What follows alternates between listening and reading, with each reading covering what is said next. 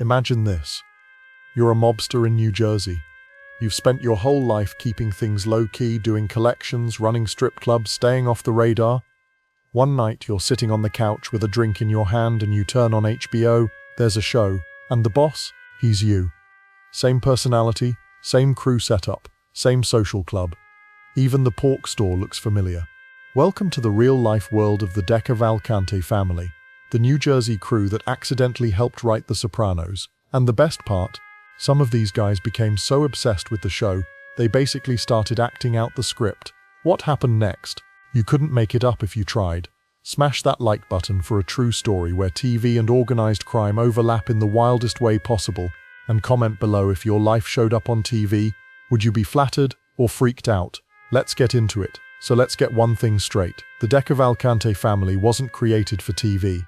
These guys were very real, and for decades they were New Jersey's ruling mob family. Not a crew under a New York family, not side players. A full-blown made-man operation. Structure, rituals, hits, territory, the whole thing. They ran rackets in Elizabeth, Newark, parts of central Jersey, and they hated being treated like second-class gangsters by the New York families. But that chip on their shoulder, that's exactly what made them dangerous, and exactly what made them perfect material for a show like The Sopranos. Now, the family had been around since the 1930s, but they didn't get recognized as an official Cosa Nostra family until the 60s. That's when Giovanni John the Eagle Ricci took over. Classic old-school boss. Thoughtful, respected, ran the family like a business. Ricci controlled the construction industry in Jersey. Think concrete, unions, no-show jobs. And he stayed out of the spotlight, which, as you already know, is how smart bosses play the game. Publicity gets you prison. But things changed in the 90s when Ricci got locked up for obstruction of justice and murder conspiracy. Suddenly, the throne was up for grabs,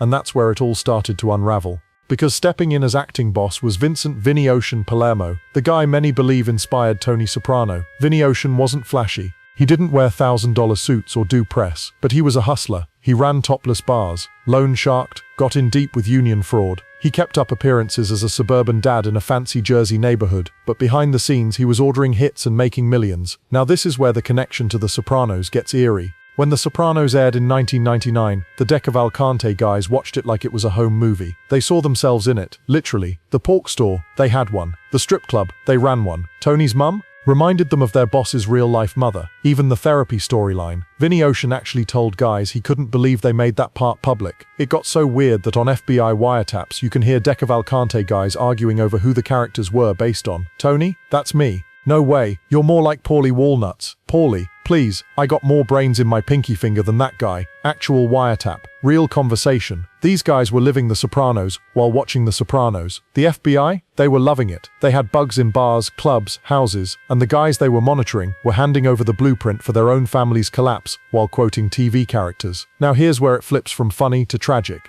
Because while the crew was watching The Sopranos like it was Sunday night mass, the structure of the DeCavalcante family was falling apart in real life. Guys were getting too comfortable, too sloppy. They thought being made meant they were untouchable, just like the show. They forgot the real-world rule. Everyone's loyal until the indictments drop, and drop they did. One of the first major cracks came in the form of a hit. The murder of a soldier named Fred Weiss, a former newspaper editor who got into mob-connected business and became a liability. Now here's where it gets complicated. Weiss was working with the DeCavalcante crew, but the Gambino family in New York was worried he was about to flip. So the Gambinos go to Ricci, this is before he's locked up, and say handle it. Ricci gives the green light, and Fred Weiss is found dead in Staten Island, shot multiple times. Case goes unsolved. For a while. Years later, Vinny Ocean himself would admit to being part of the planning, even helping lure Weiss to the spot. That testimony, by the way, helped him shave off years of prison time. Yeah, the same guy who swore he'd never flipped. But let's not jump ahead. Before he turned state's witness, Vinny Ocean was a made man living in the suburbs, throwing parties with other mobsters, and bragging about the good life. He was a loyal boss, or so everyone thought. And then came 1999. Operation U-Boat. That was the code name for one of the biggest takedowns in New Jersey Mafia history. Over 30 DeCavalcante members and associates were indicted, everything from racketeering to murder for hire to illegal gambling. And when the charges started piling up, People started flipping. Vinny Ocean turned rat, Anthony Capo turned rat, Frank D'Amato turned rat, and suddenly the real Sopranos were going down like dominoes. Vinny Ocean wore a wire, he testified in multiple trials, he admitted to multiple murders, and just like that, the man who lived the closest thing to Tony Soprano's life ended up testifying against his own family. Want to know what he said in court? There's no honor in this life. They show you this mafia code stuff, but when things go bad, everyone's out for themselves. Oof, not exactly what they said in the blood oath. Now here's where it gets spooky. Some FBI agents believe that the Sopranos didn't just reflect the DeCavalcante family, it actually influenced them. That watching the show blurred the line between reality and TV for these guys. They started dressing like the characters, started talking like them. One guy even wanted to open a pork store and name it after the one from the show. I'm not kidding. So the question becomes, did the Sopranos expose the mob, or did the mob just finally see itself for what it was? By the early 2000s, the DeCavalcante family was in shambles. Their top guys were either in federal prison, wearing wires,